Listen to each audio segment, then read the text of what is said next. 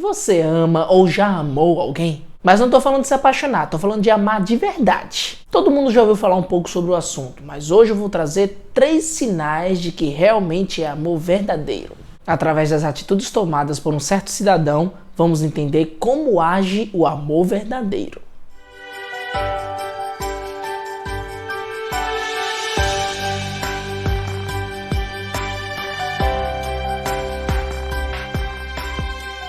Antes de continuar, não se esqueça de se inscrever se você ainda não for inscrito, curtir esse vídeo e compartilhar ele com o máximo de pessoas que você conseguir. Gostaria de anunciar que temos uma nova playlist aqui no canal. Ela é composta por vários salmos narrados pelo Cid Moreira, um importante locutor que você deve conhecer, ao mesmo tempo que aparecem várias paisagens naturais em alta resolução. Esses salmos são originalmente postados no canal Minha Escola é 10 e a cada semana essa playlist está crescendo. Então não deixe de conferir esses e muitos outros vídeos desse nosso canal parceiro. Hoje vamos falar de uma história bem conhecida, mas de uma maneira um pouco mais diferente. A história de Ruth e Boaz. Apesar de essa história estar no livro registrado como Livro de Ruth, nós sabemos que não foi ela que escreveu. Na verdade, nem há um consenso para saber quem escreveu, só algumas teorias. E também, apesar do foco do livro se tratar mais do amor de Ruth por Noemi, eu quero destacar o amor de Boaz por Ruth. Como sempre, vamos à contextualização, que é claro você pode acompanhar no livro de Ruth.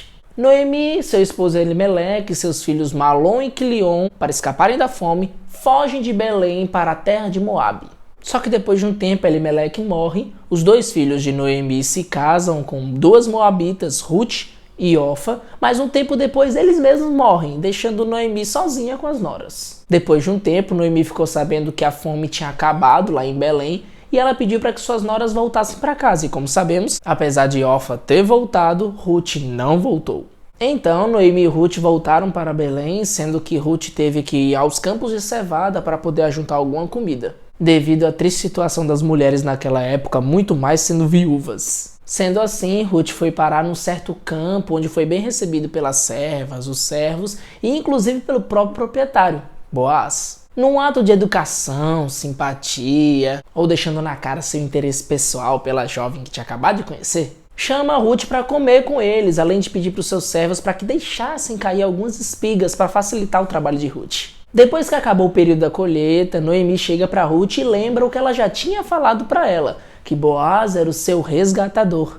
Mas o que é isso? Havia uma lei dada por Deus através de Moisés que era chamada Lei do Levirato. Ela dizia que se um homem casado com sua mulher morresse sem deixar filhos, era dever do seu irmão, o cunhado da viúva, tomar ela como sua esposa e dar continuidade à família do irmão que morreu. No caso de Boaz, ele era um parente próximo da família de Elimeleque que podia exercer esse direito. Então, depois de Noemi lembrar isso a Ruth, ela dá toda a ideia de como fazer com que Boaz cumprisse com esse dever dele. Então, Ruth chega no meio da noite, vai até onde Boaz está dormindo, descobre os pés dele, eu já acordava nessa hora aqui, e deita do lado dos pés dele. Passa um tempo e perto da meia-noite, Boaz acorda do nada e vê que tem uma mulher deitada aos pés dele. E o que Boaz faz? Ele pergunta para a mulher quem ela é. Ruth então se identifica e fala para Boaz que ele é o resgatador dela. Com isso, Boaz já entende, apesar de Ruth provavelmente nem entender como funcionava essa ideia de resgatador direito. Boaz se mostra honrado por Ruth estar querendo casar com ele e ele também diz que quer casar com ela. Só que tem um problema.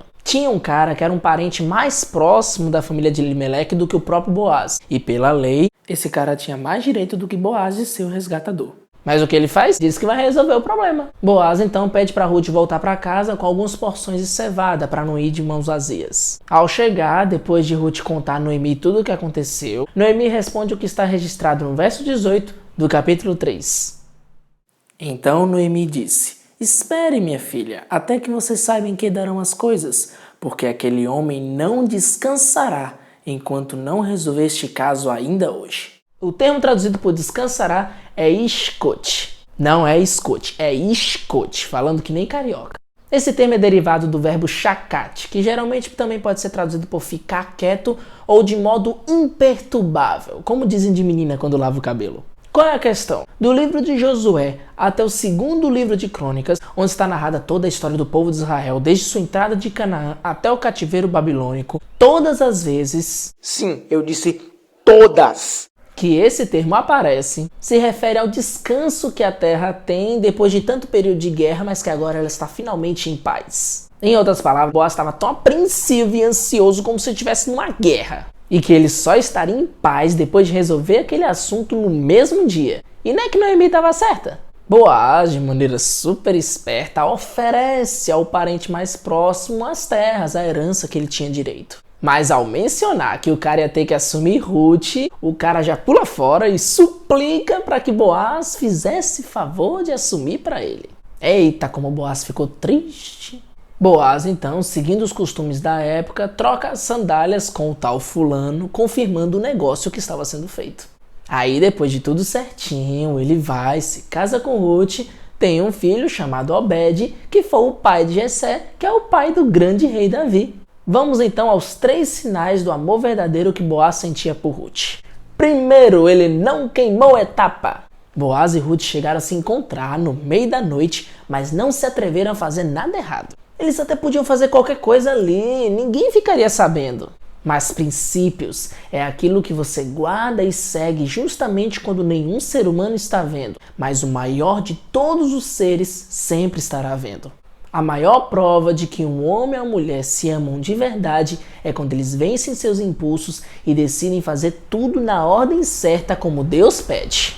Segundo, ele não enrola. No mesmo dia que ele manda Ruth para casa, ele já vai procurar o tal fulano, que o autor bíblico não faz nem questão de mencionar o nome, e já resolve as coisas tudo. Como um sábio homem, Boaz não aceita precipitadamente o pedido de casamento de Ruth, pois ainda havia problemas a serem resolvidos. Não há nenhum problema em pedir um tempo para poder responder a um pedido de casamento ou de namoro, desde que se deixe claro a necessidade daquele tempo e que seja resolvido o mais rápido possível. Graças a Deus, não sou a voz da experiência em namoro, mas acredito eu que um cara ou uma menina que pede um tempo para pensar, nem define direito o motivo e fica aquele negócio estranho por tanto tempo, não tem como significar que ele ou ela realmente leva a sério esse possível relacionamento. E nem vou falar do pedido de dar um tempo depois que tá namorando. Terceiro, Boaz assumiu Ruth de maneira pública e legal. Não há problema nenhum em querer ser discreto, mas há uma diferença entre querer ser discreto e ficar escondendo. Um verdadeiro relacionamento que está seguindo tudo conforme a vontade de Deus não tem razão nenhuma para ficar sendo escondido. Quando um casal realmente se ama de verdade, tem condições de constituir uma família, eles assumem um compromisso perante todo mundo e perante a Deus. E outra, apesar dessas ações serem de Boaz, elas podem muito bem ser aplicadas a você, mulher, não fuja não. Amor verdadeiro sempre levará a compromisso, planos para o futuro e seguindo as orientações de Deus. Engraçado que isso vale tanto para o relacionamento com Deus como para um relacionamento amoroso entre um homem e uma mulher. Não se esqueça de curtir esse vídeo, se inscrever se ainda não for inscrito e aproveitar para compartilhar esse vídeo para os apaixonados de plantão. E eu te espero no próximo vídeo aqui, onde a Bíblia é levada a sério.